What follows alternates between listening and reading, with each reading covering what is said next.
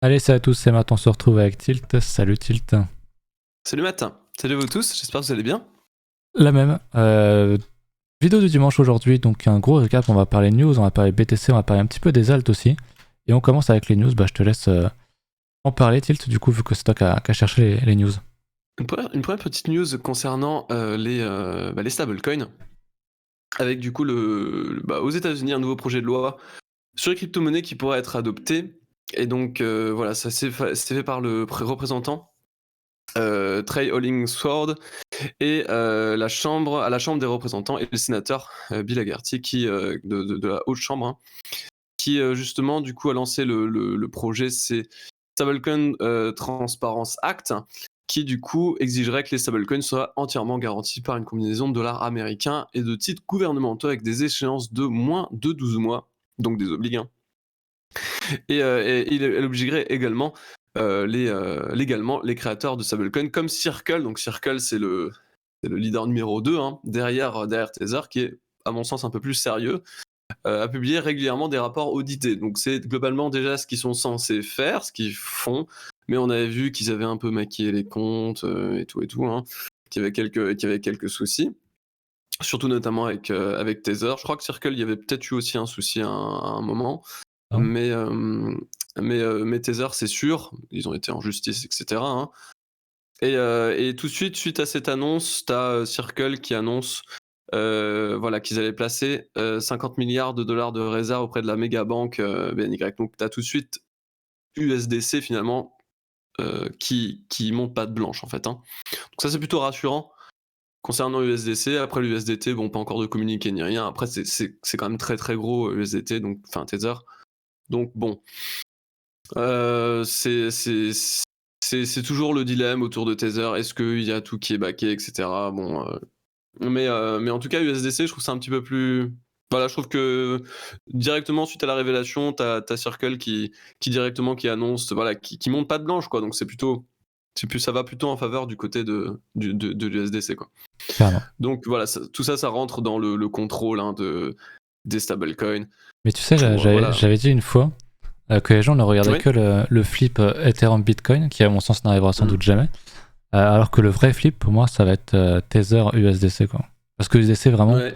niveau Ouais, législation, ça inspire beaucoup plus confiance que Tether, quoi. Qui se traîne dans les pattes plusieurs affaires et qui n'est pas blanc comme neige, on le sait, et il n'y a pas de trust. Alors que USDC, tout le monde le trust avec Circle, quoi. Oui. Donc, ouais. Ça arrivera, je pense, un jour, mais je Je pense suis qu'il d'accord. y aura des paires USDC. Beaucoup plus que USDT dans un futur, peut-être. On verra. Ça rentre dans la régulation, hein, de toute façon, hein. Ouais, bien sûr. Parce que voilà, il faut noter qu'à l'heure actuelle, la réglementation est très peu claire dans le domaine, donc c'est évident. Ça rentre dans tout ce cadre de régulation. Une petite news un petit peu plus fun, c'est la mode défile dans le métaverse. La Fashion Week 3.0 sur Decentraland avec tout ce type de société, donc dans le luxe italien notamment, qui ont fait un truc sur Decentraland, voilà, donc qui ouvrent des boutiques dans Decentraland, donc ils font une sorte de Fashion Week dans Decentraland.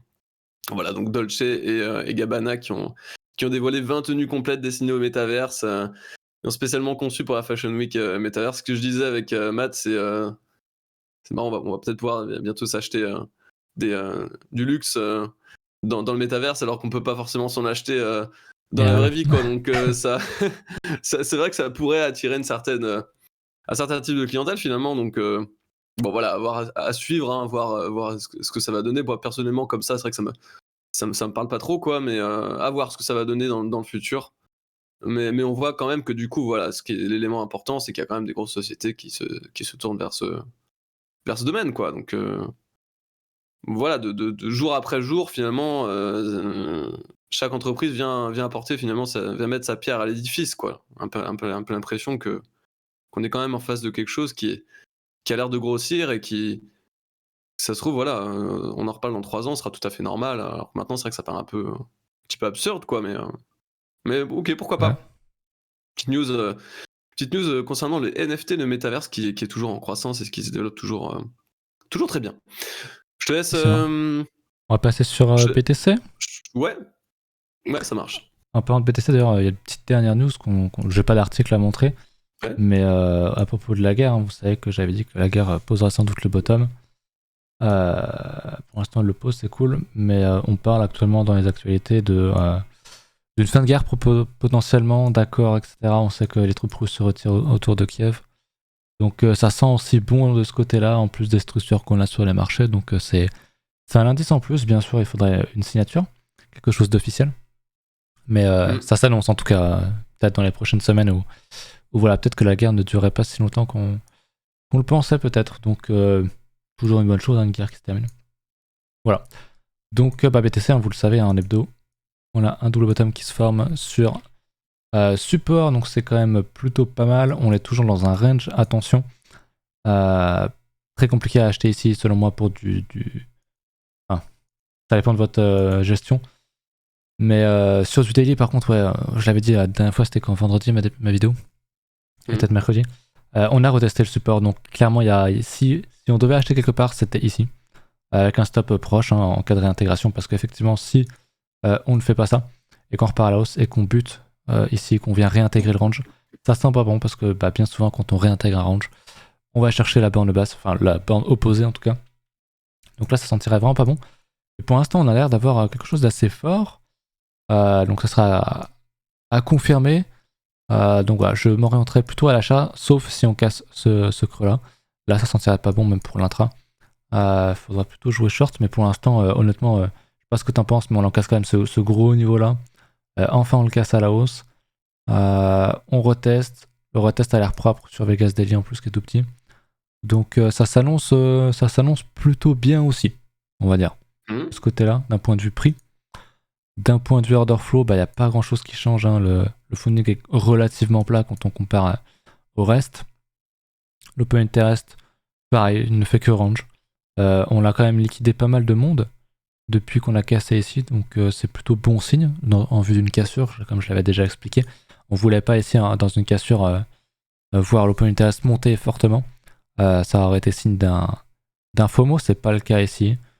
Donc non, honnêtement, je suis plutôt orienté long, sauf si on casse. Vraiment, c'est un long avec un stop facile, hein, avec un stop très proche. Si on réintègre le range, ça sentirait pas bon, mais pour l'instant, pour moi, il n'y a pas de problème. Voilà, je sais pas quel est ton avis là-dessus, mais je pense qu'on a quelque chose d'assez similaire. Totalement aligné. En termes d'exposition, du coup, donc j'étais exposé aux alentours de ces niveaux ici.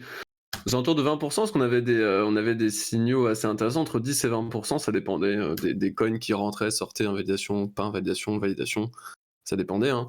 Mais je disais que j'avais pas passé au-dessus de 15-20% d'expo sur toute cette phase. Finalement, voilà, on a cherché à breaker à la hausse hein, ce niveau, donc pour moi c'est très bon, hein, la moyenne 200. Période 3 jours qui tient très très bien tous les creux, on le voit là magnifiquement. Donc en Ouais. suivi de tendance de long terme, c'est plutôt cool. Hein. Quand même qu'on puisse réagir sur ces niveaux de suivi de tendance, c'est bien. On a cassé un beau niveau résistant ici qu'on voulait voir casser. Donc ça c'est très très bien aussi. Pas trop de volume, hein. Petite interrogation quand même au niveau des C'est volumes. vrai. Bon après ceci dit, comme je disais ici, bon bah voilà, où sont les volumes quoi. On est en C'est un range. peu la même chose. Hein. Ouais. On n'avait pas de volume à la cassure de ce niveau. Hein. Pourtant, bah, on l'a cassé, on est venu pullback, c'était parfait. Hein, et derrière, on est venu beaucoup, beaucoup plus haut. Quoi. Donc, comme le disait Matt dans une vidéo précédente, je crois, les volumes, on veut les voir surtout à la limite au moment où on cassera les sommets. Si on parvenait à casser du coup des sommets, et que là, on voyait vraiment une explosion au niveau du volume, on pourrait peut-être se dire, ok, en fait, toute cette zone ici, entre 60 et 30 000, hein, peut-être que maintenant qu'on va s'en extraire, peut-être pas retourner dans cette zone finalement, et puis voilà. En fait, les volumes pourraient les volumes en cas d'ATH pourraient justement marquer une accélération réelle et une sortie de range en fait. C'est ça. Ce serait ça qu'on voudrait voir. Ça aurait été de l'accumulation au final. Exactement. Ce qu'on pense, je pense, ce qu'on a toujours pensé tous les deux. Hein. Ah bah Depuis, jusque-là, oui. On est plus à accumulation que distribution pour l'instant. Très clairement. Complètement. Donc voilà, il y a quand même ce petit niveau moi qui me dérange un peu, c'est le niveau de pivot annuel qu'on a toujours pas repassé. Voilà, maintenant si on pouvait revenir au-dessus, hein, ça serait quand même un vrai confort pour moi de long terme. J'aimerais bien qu'on puisse repasser au-dessus des 47 à 48 000. Hein, pour qu'on puisse être un tout petit peu plus serein là-dessus, j'aurais plus de gros niveaux au-dessus. Par contre, d'un point de vue risk-reward, c'est clair que pour moi, c'est très très bon ici. D'ailleurs, j'ai passé des achats ici, j'ai passé des achats sur pullback, sur retour à 44 005. On avait eu un Ether à 3230 d'ailleurs. Je l'ai racheté par là, ça correspond à peu près au niveau de pullback sur le Bitcoin, parce que je time toutes mes achats par rapport au Bitcoin, hein. Et parce que c'est le leader de marché, c'est lui qui décide de la tendance. Et c'est vrai que pour moi, c'est beaucoup plus intéressant d'acheter ici, donc je suis passé, je vous dis, hein, sur le portefeuille. Je vais pouvoir vous le montrer, c'est un portefeuille éducatif de l'école, donc je pourrais pas vous le montrer malheureusement. Mais on est passé, voilà, on est bien exposé maintenant, et on est exposé à hauteur de là, je sais plus si je suis à 75 ou 80% d'exposition depuis le moment justement où on a sorti la tête de l'eau. Donc ça, pour moi, c'est une sortie de la tête de l'eau. Et ce qui est très très bien avec ça, c'est que l'invalidation, elle coûte pas cher, quoi. Parce que moi, l'invalidation, je vous le dis tout de suite, hein, l'invalidation d'un point de vue 3 jours, c'est un cadre 3 jours en tout cas, c'est une réintégration 3 jours. Si j'ai une réintégration 3 jours sous les 44 500, je sors. C'est aussi simple que ça. Stop facile. Donc le stop est évident. C'est ça qui est très très bien ici, c'est que le stop est évident. Alors vu qu'il est évident, est-ce qu'on va venir le chercher? Peut-être, hein. C'est pas mon problème. Mais en l'état, je m'expose au marché parce que voilà, il commence vraiment, il casse un niveau intéressant. J'aimerais bien maintenant qu'il puisse vraiment s'extraire de ce niveau de pivot annuel, hein, qui me fait un petit peu hésiter. Donc j'aimerais bien qu'il puisse le casser. Et à partir de là, voilà, on commencera à prendre des profits au fur et à mesure, hein. Les profits, c'est quoi, hein? C'est les 61,8, hein, forcément, c'est le niveau majeur qu'on attend tous, hein. Les 55 000, hein. Un niveau très, très, très pertinent de prix, hein. Ouais. Et ensuite, c'est la borne haute, hein. On pourra tracer une petite oblique ou un truc comme ça, un haut de range, hein, quelque chose comme ça, et puis peut-être prendre une prise de profit aux alentours de ces niveaux. Si on a peut-être un petit débordement sans volume ou un truc comme ça, on déborde un petit peu, toujours pas de volume, bon, si on refait un truc comme ça, on va pouvoir se douter que derrière, on va peut-être pouvoir encore se faire rejeter, et puis on reprendra des profits, quoi. Donc là, pour l'instant, c'est plutôt ça. En phase de profit, j'attends plutôt une phase en 2 temps, 61,8 pour pouvoir sécuriser une partie quand même des profits. Et encore, c'est pas forcément sûr. Moi, j'aime bien quand même attendre des structures. Donc c'est vrai que du coup, si on va sur les 61,8, qu'on commence à structurer autour des 61,8, je vais peut-être commencer à prendre profit. Si on a un vrai ralentissement ici, une structure en range ou quelque chose, je vais prendre profit, je pense. Une perte de volatilité aux alentours des 0,78, ce sera une prise de profit. Après, si on y va juste comme ça et qu'il n'y a rien, je prends pas de profit, hein. En vrai, si on y va juste en ligne droite comme ça, et qu'il se passe rien à part un petit escalier et puis on continue de monter, je vais pas prendre de profit ici, ça sert à rien, hein. Donc le truc continue à monter, je vais prendre de profit, ça sert à rien, hein. Je vais prendre des profits à la limite si on structure ou si on fait quelque chose. On attend n'importe quel truc de structure chartiste, hein. Rising wedge qui casse à la baisse, n'importe quel type de structure qui puisse permettre un retournement et une prise de profit sur le Bitcoin. Voilà pour ça, mais sinon c'est très bon signe sur Bitcoin, et on valide un creux, donc on s'expose. Effectivement. On passerait pas aux alts par hasard? Si tu veux. Je vais commencer, du coup, je vais refaire un petit point sur tout ce qui est Ethereum, parce que c'est quand même très important ce qui se passe actuellement à mon sens. Ether, donc là c'est la paire BTC. On est en train encore une fois de valider là très clairement le double bottom ici, qui était en milieu de range. Donc heureusement, malgré le fake out, on n'est pas venu chercher le bas de range, on s'est arrêté au milieu. Donc c'est une chance, ça montre peut-être davantage la force d'Ether face à BTC. Mais là on se rattaque de plus en plus à la résistance qui est ici, qui m'intéresse beaucoup. Vous savez que c'est le niveau qui m'intéresse vraiment énormément sur ETH. En paire BTC. Si on casse ça, pour moi, je considère que c'est reparti sur les alts. Sur Ether, bien sûr, ça sera Ether, les majors, ensuite les midcaps, ensuite les shitcoins qui vont prendre souvent plus de temps.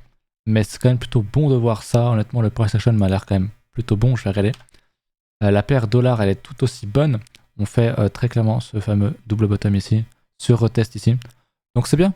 Honnêtement, c'est très très bien. Il faudrait aussi faire un ATH, casser cette résistance. Je peux agrandir, hein, mais dans l'idée, voilà, c'est vraiment le niveau des 4100, 4200. Dans l'idée d'aller faire un ATH et d'aller explorer enfin mes gros niveaux qui sont au-dessus d'extension. Mais quand même, ça sent quand même plutôt bon. On est sur une structure qui a l'air quand même haussière, une structure de consolidation haussière depuis mai 2021, donc ça fait longtemps. Et ça a l'air petit à petit de s'annoncer quand même plutôt bon. Ça ressemble pas du tout à un schéma de distribution. Ça ressemble pas à une fin de bulle, ça ressemble pas à une fin de tendance. Au contraire, ça a l'air d'être... on est en train de consolider pour faire une seconde jambe à la hausse et poursuivre la tendance, à mon sens. Sur les alts, on va le voir aussi, hein, du coup. Et évidemment, sur la dominance, rapidement. Et là... Voilà, la dominance se retourne. On vient rechercher, réattaquer le support. Il y a encore du chemin à faire. Mais si on revient sur ce niveau-là pour la 4e fois, honnêtement, ça sent quand même bien la cassure, sachant que 4e fois. Mais c'était déjà un niveau qui a été déjà retesté en 2018. Donc là encore une fois, c'est un niveau qui voilà, on serait en intraday, honnêtement, je chercherais à short ce truc-là en fait. J'aurais sans doute pris un short sur le 50% ou 61,8 de retracement ici. Parce que franchement, juste en termes de price action, ça sent vraiment la poursuite à la baisse. Tout simplement. Ça, c'était le petit point pour ça. On va regarder du coup FTM. Donc moi j'avais FTM, le SXP qui est intéressant et toi t'en avais une aussi. On verra après. Donc on va voir FTM. FTM je suis bien en 3 jours, yes. FTM pareil, hein, on avait une structure ici. Ce que j'aime bien moi, c'est le fameux le fameux schéma de prix que je vous ai déjà parlé, déjà évoqué. C'est-à-dire qu'on a un creux, et on vient le casser, on le réintègre instantanément. En plus de ça, sur un TD9 dans le Vegas 3 jours. Donc rien que ça, déjà potentiellement, c'était un signal. Mais derrière, on a une bougie chandelier qui est une engulfing, je sais plus c'est quoi le mot en français, avalement haussière. En 3 jours. Oui. Donc pour moi, là, il y avait un gros signal.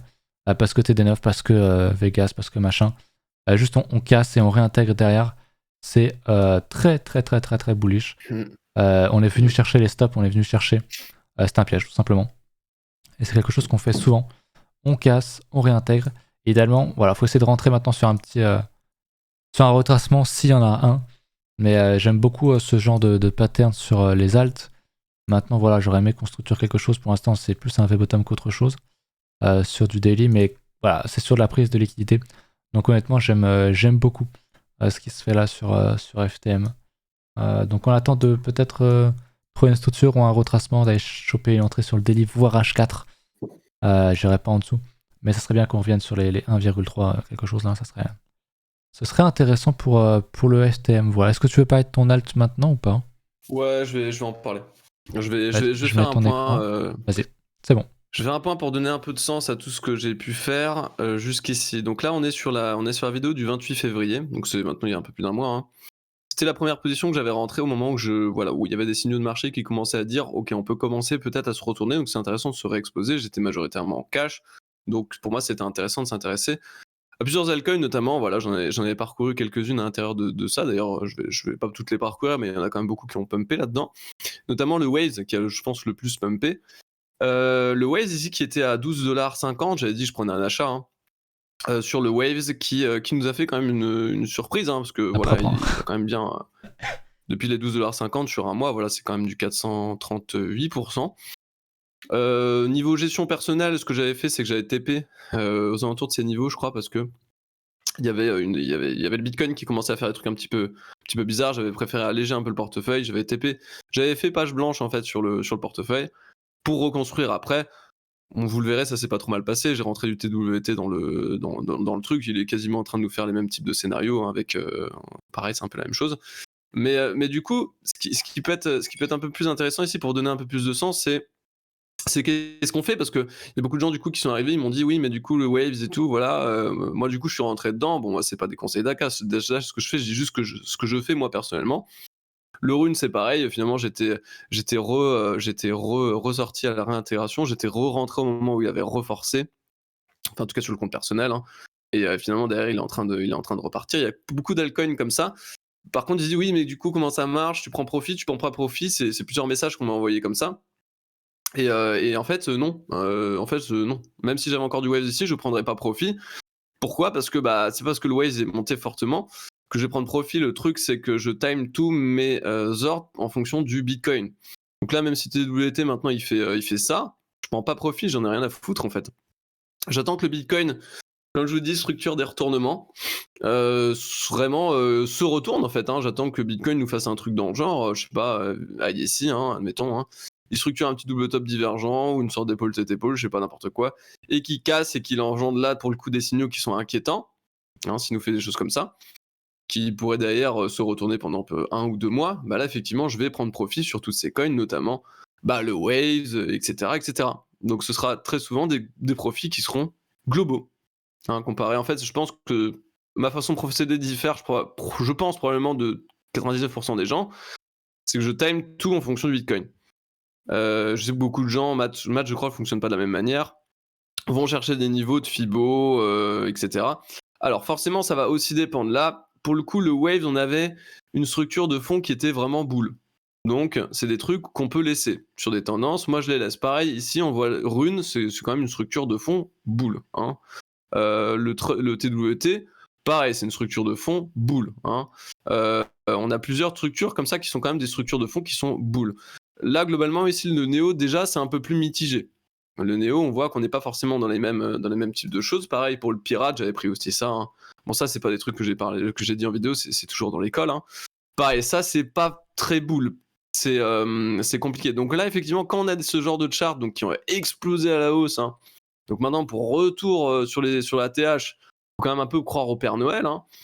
Je crois pas trop en Père Noël, moi, personnellement. Donc effectivement, dans ce type de cas, oui, je vais plutôt aller chercher et privilégier des niveaux de Fibo. Là, c'est clair.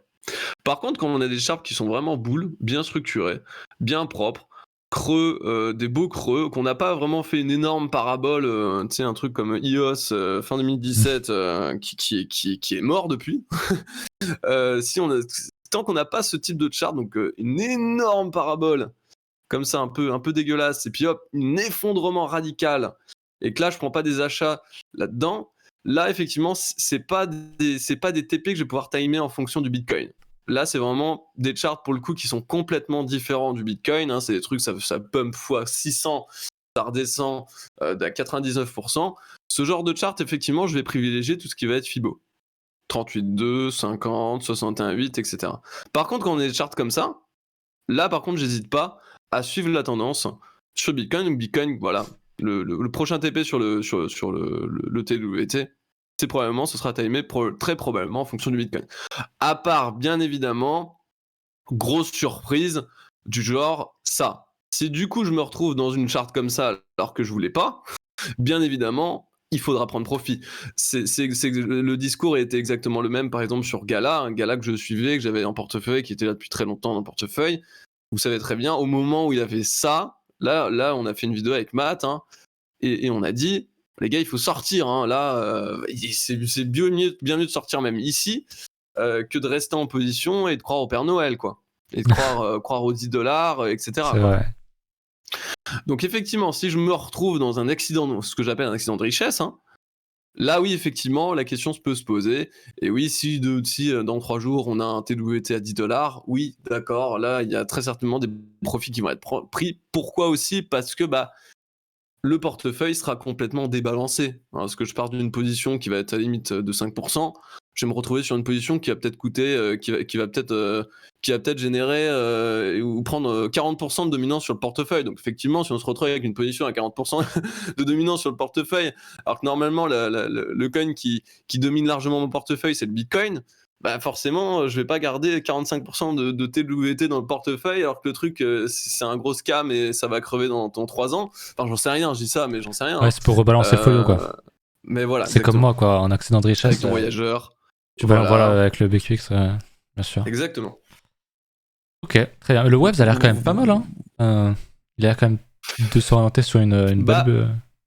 Il est en bulle, mais tu vois, par rapport aux anciens hauts, là, bon, on est sur du 50%, 50. quoi. Ouais. Donc, voilà, pour moi, on peut encore... Oui, il y a un potentiel encore, ouais.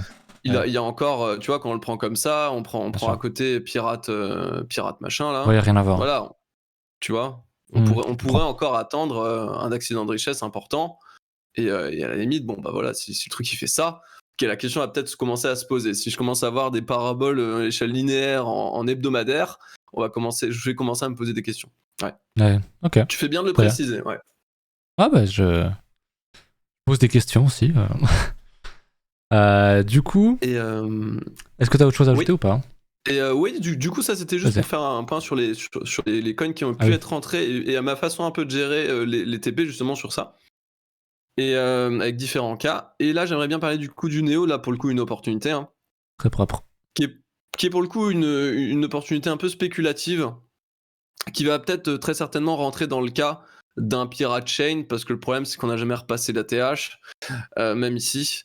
Et du coup, effectivement, là, on va peut-être plutôt se placer sur des Fibos, hein, et on va peut-être plutôt aller chercher des retracements. Donc là, on voit on était déjà venu chercher ça. Ce qu'on pourrait faire, c'est reprendre maintenant l'autre bot, la jambe de hausse, hein, ici, et venir chercher des profits. On voit déjà, si on atteint les 0,618, bon, on est quand même sur un bon pump spéculatif, quoi. On est quand même sur un truc qui peut rapporter en termes de position 231%. Franchement, je crache pas dessus, hein. S'il peut y aller, honnêtement, moi, ça me va, quoi. Moi, ça me va. Donc là, pour le coup, ça rentre dans la catégorie Pirate Chain, etc. Parce que, structure de fond, c'est pas boule, en fait, hein. La structure de fond n'est pas haussière. La structure de fond est vraiment, voilà, si on voulait une structure de fond haussière, il aurait fallu refaire un plus haut, pouvoir s'arrêter à la limite dans ces zones, hein. Et là, ok, si j'avais pris un achat ici sur une structure, en W ou n'importe quoi, hein, qui aurait cassé à la hausse, là, pourquoi pas, j'aurais pu effectivement gérer ça de façon globale, hein, dans le portefeuille, en mode, bon, Bitcoin va faire 50%, lui, il va peut-être faire 400%, on va le TP là-haut, et puis voilà. Là, le problème, c'est que c'est pas le cas. On n'est pas dans une structure de fond boule, donc on est dans un truc qui est très spéculatif, et le problème avec ça, c'est que du coup, dès que ça va commencer à fortement pumper, t'as des mecs qui vont juste TP, ils vont se dire, bon ça sert à rien, de toute façon le truc de fond il est pas boule, donc je vais pas garder en portefeuille un truc qui est bear depuis 2018, quoi. Donc très souvent, ce qui se passe, c'est que les gens finalement font comme moi, et vendent sur des niveaux de retracement, et du coup c'est pour ça que le truc ne refait jamais d'ATH, quoi. Parce qu'on a une gestion totalement spéculative sur ce coin, qui se comprend totalement de par sa structure de fond qui est bear. Mais du coup, voilà, ça n'en reste pas moins intéressant, hein. C'est vraiment du trading de penny stock un petit peu, hein. Ça n'en reste pas moins intéressant. Et voilà, moi 230%, 200%, mais je les prends sans problème, quoi, hein. 200% sur une position qui peut être sizée max à 5%, ça vous fait quand même, ça peut potentiellement peser quand même 15% dans le portefeuille. 15% dans le portefeuille, désolé, c'est pas rien, quoi. Ouais. C'est pas rien. Moi, j'aimerais bien prendre 15% de profit sur le portefeuille tous les jours, quoi. Je vous le dis, hein. Donc voilà. C'était à peu près tout, je pense, sur les altcoins. Très bien, merci pour le point et ta gestion. C'est vrai qu'on fonctionne pas de la même manière et c'est bien de vous proposer différentes choses. Encore une fois, l'idée c'est pas de vous dire quoi faire et d'avoir qu'une seule vision, hein, c'est chacun sa façon de faire. On est là que pour vous inspirer et rien d'autre. Voilà. Je vais passer sur mon alt, qui était donc le SXP que je dois avoir dans mes anciens coins, je crois. Le SXP, je suis sûr que je l'avais. Je dois avoir quelque part dans le coin. Voilà, SXP. J'ai beaucoup de trucs dans cette watchlist. On avait ce range qui est pas trop mal. On l'a cassé en dessous, on l'a cassé au-dessus, classique. On est revenu retester le support. On a, vous n'allez pas la voir, on a une double div. Je vous la montre bien. On a un creux, un autre creux, encore un creux, alors que sur le coup, on fait ceci. Donc, double div sur le squeeze, c'est quand même pas tous les jours, très clairement. En 3 jours en plus, c'est quand même pas mal. Et en plus de ça, on a un double bottom ici. Alors, on fait une petite mèche un peu en dessous, mais perso, je la prends pas trop en compte pour si peu. Au pire, c'est un double bottom divergent, hein, comme Tilt les appelle. Et on casse actuellement, on a même retesté, je vais zoomer peut-être plus sur le daily. Ça ressemble un peu à ce que nous fait BTC. Donc si on prend la ligne de cours ici de retest, voilà, on l'a largement retesté, on a même venu rechercher cette mèche là. Donc c'est plutôt bon, moi c'est pareil ici, c'est un stop qui est très évident, même si tu achètes ici qui est globalement haut, tu mets ton stop là. Maintenant qu'on peut considérer qu'on a fait le bottom, et derrière voilà, t'as largement de quoi voir venir. Et tu peux aller chercher un retracement, une résistance, un truc, et t'as un risk reward qui est largement ok, ne serait-ce que pour préserver ton trade et le sécuriser et en garder en vue de, voilà, pareil, d'un gros momentum, de voir si on casse ce gros range là, parce qu'à mon avis on va le casser, ce sera pas demain, mais voilà, un jour un SXP à 50 ça me paraît pas impossible, donc potentiellement on a un bon achat long terme ici aussi. On est en bas de range, donc encore une fois c'est plutôt intéressant selon moi. J'en ai pas, parce que je suis déjà dans les alts, mais typiquement ça aurait été un truc que j'aurais pu acheter. Il y en a plein dans mes trucs, hein, qui ont cette structure là. J'en parle souvent, mais Mais voilà, écoutez, c'est à peu près tout pour moi aussi. Est-ce que tu as quelque chose à ajouter, Tilt?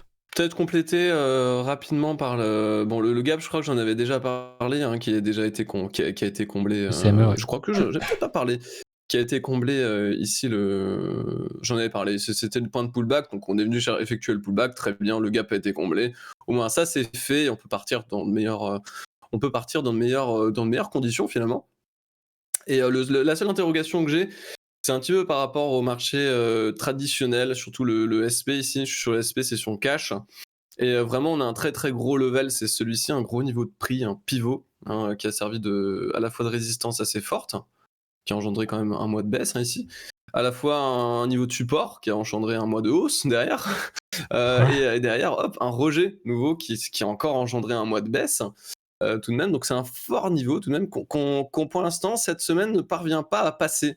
On n'a pas réussi à passer ce niveau la semaine dernière. Donc, enfin cette semaine, je veux dire. Donc ça me déplaît un peu. C'est un peu la seule interrogation que j'ai un peu en ce moment.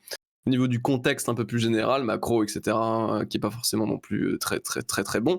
Mais en plus là, le SPX qui est pas dans une très très bonne posture. Bon après c'est qu'une candle, hein, donc faut pas baser toute son analyse sur une candle, hein.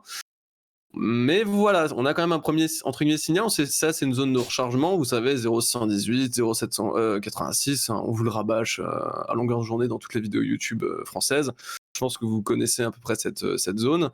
Et on a du coup ce très gros niveau qui correspond en plus au 0,618. Et on vient clôturer une bougie quand même bear en étoile quasi filante, hein, sur ce niveau. Donc c'est vrai que c'est pas très bon. C'est pas très bon en tout cas sur son poids. Peut-être on va avoir un petit retracement. On a toujours ce pivot annuel qui est un niveau important qui peut tenir ici à 4004. Mais moi, comme je vous l'avais dit, ce que j'aimerais vraiment voir ici sur les marchés à risque, qui est représenté entre guillemets ici par les 500 plus grosses capitalisations américaines, hein, qui fonctionnent plutôt bien dans cette représentation. J'aimerais bien voir quand même, voilà, maintenant des cours de clôture hebdomadaires réintégrer ce niveau ici, hein. J'aimerais vraiment voir ce niveau cassé à la hausse, hein, pour maintenant espérer de nouveaux ATH et puis voilà, des marchés américains qui puissent commencer à repartir dans des tendances haussières, ce qui sera forcément hautement favorable pour le Bitcoin, c'est clair, hein, on va pas se le cacher, hein, ça reste quand même si c'est pas, même si la matrice de corrélation n'est pas parfaite d'un point de vue H4 ou d'un point de vue H1, on n'est pas sur un marché complètement corrélé, hein, c'est clair, mais tout de même, sur les gros points de retournement, bon, bah, on le voit, hein, là, on a eu quand même l'arrêt sur le Bitcoin, ça reste quand même. L'arrêt sur le Bitcoin, ça reste quand même quasiment les sommets sur le SPX. Derrière, on retrace bien sur le SP. Bon, bah, on a eu une forte dégringolade quand même sur le Bitcoin. C'est vrai que ça n'a pas été le cas ici, hein, dans toute cette phase finalement d'été. Là, pour le coup, on n'avait pas eu de retracement sur les assets à risque. Et pourtant, Bitcoin, lui, s'était effondré. Mais c'est aussi que le Bitcoin, lui, avait fait beaucoup plus en termes de performance que les marchés à risque, que ce type de marché à risque. Il avait fait une performance qui était complètement record par rapport à ce qu'a pu faire le SP sur la même période, quoi. Là, on est sur un x2, le BTC, on est sur un x10. Donc, nécessairement, ça peut quand même expliquer le fait que sur le Bitcoin, on se soit fait rejeter autant. Alors que sur le SP, finalement, pas autant. Donc voilà, pour moi, ce sera quand même bon si on peut reprendre des ATH sur les marchés à risque. C'est vraiment quand même quelque chose que j'attends de voir, hein. J'aimerais vraiment qu'on refasse des nouvelles ATH dessus. Ça pourrait vraiment nous permettre de repartir dans de bonnes conditions sur la crypto pour pouvoir maintenant se reprojeter sur pourquoi pas les scénarios dont on parlait, qui étaient de soit on revient en borne haute et puis on a des volumes, on trouve une sortie et on s'extrait enfin de cette zone, ce qu'on pense, hein, qu'on fera à terme. Soit on contracte, hein, on revient sur le niveau de 0,118, on commence à contracter le cours, hein, on contracte de cette manière ici. Hop, on perd de la volatilité et puis ensuite, pouf, on pète à la hausse avec les bandes de Bollinger par exemple, hein, qui pourraient être intéressantes. On voit les bandes de Bollinger qui commencent à se resserrer, hein, donc ce serait très bien de pouvoir voir par exemple ce type de choses apparaître, hein.